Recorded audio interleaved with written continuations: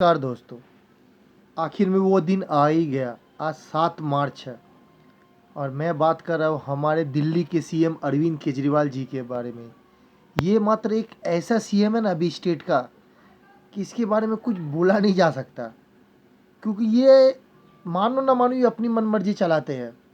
क्योंकि ईडी का संबंध इसके एक बार आया, 2 बार आया, ये कभी यहाँ कभी वहाँ, कभी पंजाब कभी चंडीगढ़ के मेयर चुनाव में चल गए और ईडी का संबंध देने के बावजूद वो आ नहीं रहे। उसके बाद लास्ट में दिक्कत क्या हुई, ईडी ने जाके सुप्रीम कोर्ट में अप्लाई दिया और वहाँ से सुप्रीम कोर्ट का ऑर्डर आया कि अरविंद केजरीवाल को 16 मार्च को हाजिर होना ही पड़ेगा।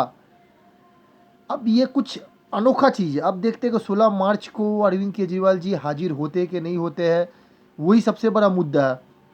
क्योंकि ये तो बात पता है कि देखिए ये चुनाव 2 महीना बाकी है लगभग, ये तो राजनीति हो ही रही है, ये मानो ना मानो, क्योंकि बीजेपी और सेंट्रल से राजनीति हो रही है। ईडी का संबंध भेजना अरविंद केजरीवाल के पॉलिटिक्स ही है, क्योंकि इतने साल से इतना ज़्यादा फोकस नहीं किया गया।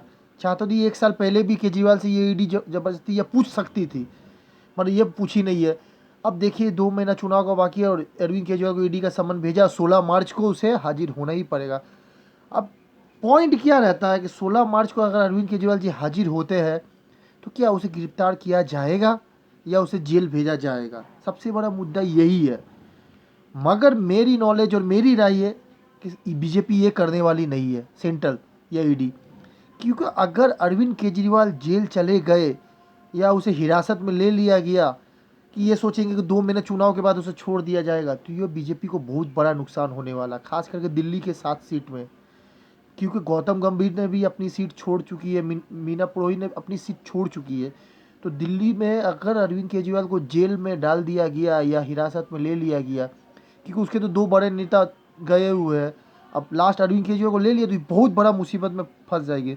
अब मेरा नॉलेज कहता है कि बीजेपी इतनी बेवकूफ़ है नहीं, क्योंकि सेंट्रल से मानो कि अरविंद केजरीवाल के खिलाफ सबूत ईडी के पास है, क्यों ईडी छोटी मोटी चीज़ नहीं है, वो बिना सबूत के किसी के ऊपर हाथ नहीं छोड़ सकते।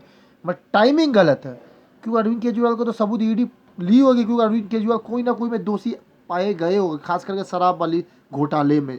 ये जायज़ बात है, क्योंकि शराब घोटाला बहुत ज़्यादा कंट्रोवर्सी हो चुका था दिल्ली में। तो मगर ये देखना है कि बीजेपी अरविंद केजरीवाल को सेंट्रल ईडी कितने दिन के लिए हिरासत में लेती है। और दूसरा मुद्दा ये बात मान के चलिए, क्योंकि सेंट्रल में अभी खास करके कांग्रेस दिख नहीं रही है, बीजेपी बीजेपी जो है वो 2024 का नहीं देख रही है, वो 2029 का देख रही है। क्योंकि 2024 का चुनाव वो जीत चुकी है, ये मानो आप।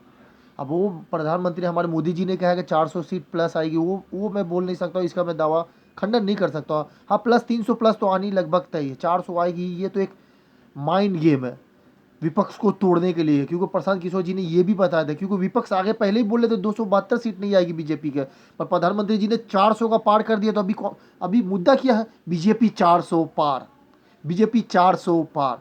तो बात ये है, तो ये तो एक माइंड गेम बीजेपी ने खेली है। मगर सबसे बड़ा बीजेपी सोचे 2029, क्योंकि अभी बहुत जगह चुनाव आने वाला है। अभी 1 से 2 साल में बहुत बड़ा बड़ा बिहार में चुनाव है, छत्तीसगढ़ में कहीं ना कहीं चुनाव आते ही रहेगा अपना इंडिया में। तो बीजेपी 2029 का क्यों देख रही है, क्योंकि 2029 में मात्र 2 चेहरा दिखाई दे रहा है विपक्ष का। पहला था हमारी वेस्ट बंगाल के सीएम ममता बनर्जी और दूसरा है दिल्ली के सीएम अरविंद केजरीवाल। मगर ममता बनर्जी जो लीडरशिप में आ रही थी और ज़्यादा ही आ चुकी थी टक्कर देने के लिए, मगर ये जो अभी संदेश खाली का जो कंट्रोवर्सी हो गया ना, उससे ममता बनर्जी को बहुत बड़ा धक्का लग गया, क्योंकि ये गलत टाइम में हो चुका। क्योंकि वेस्ट बंगाल से 42 सीट, अभी सर्वे दिखा रहा है कि ममता बनर्जी को 21-22 सीट मिलेगी। वो तो अच्छा क्या, हमारी वेस्ट बंगाल सीएम ने बोल दिया कि 4 से 5 सीट में कांग्रेस को शेयर करने के लिए तैयार हूँ। अगर वो भी अगर नहीं करेगी ना, तो बंगाल में बहुत ज़्यादा नुकसान होने वाला। क्योंकि ममता बनर्जी एक लीडरशिप थी कि सेंट्रल से टक्कर ले सकती थी, मगर जो संदेश खैली और कॉन्ट्रोवर्सी हो गया ना, तो बीजेपी से बहुत ज़्यादा ही घेर चुकी है। और अभी आप बिलीव कीजिएगा 2 महीना पूरी ताकत जोड़ देगी बीजेपी टीएमसी को घेरने के लिए। और दूसरा कौन था, दूसरा था अरविंद केजरीवाल जी। क्योंकि अरविंद केजरीवाल को गुजरात चुनाव हुआ, उसमें 10% से ज़्यादा वोट मिला विधानसभा चुनाव में।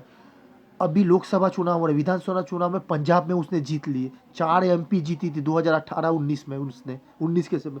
तो अरविंद केजरीवाल मेन सेंट्रल के नज़र में आ चुके हैं, क्योंकि उसे पता है कि 2029 में कांग्रेस नहीं रहेगा अपोजिट में। हो सकती है ममता बनर्जी हो सकती है, या केजरीवाल जी तो 100% है, ये आप मान के चलिए।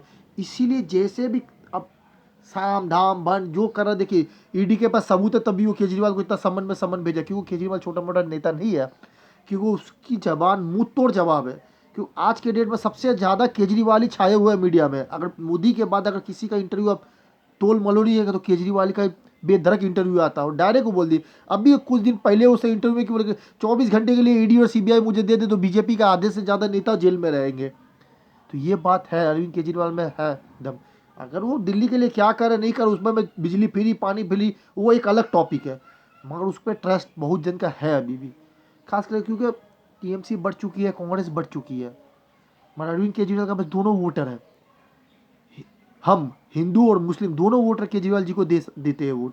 तो इसीलिए बीजेपी का टारगेट है 2029 तक अरविंद केजरीवाल को जैसे भी अपना अंदर लेना चाहेगी, या उसे उसकी पॉलिटिक्स समाप्त करना चाहेगी। पर यह बात मान के चले कि अब देखते हैं 16 मार्च को अरविंद केजरीवाल का क्या होता है।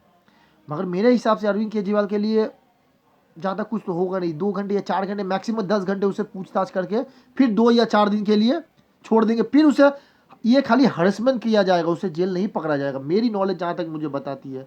मगर ये 2024 का चुनाव के लिए अरविंद केजरीवाल घेरा जाता है, क्योंकि दिल्ली में 7 सीट है, क्योंकि कांग्रेस और आप मिल जाएगा तो 3 से 4 सीट का नुकसान बीजेपी को हो सकता है, और पंजाब में तो ज़्यादा ही होगा।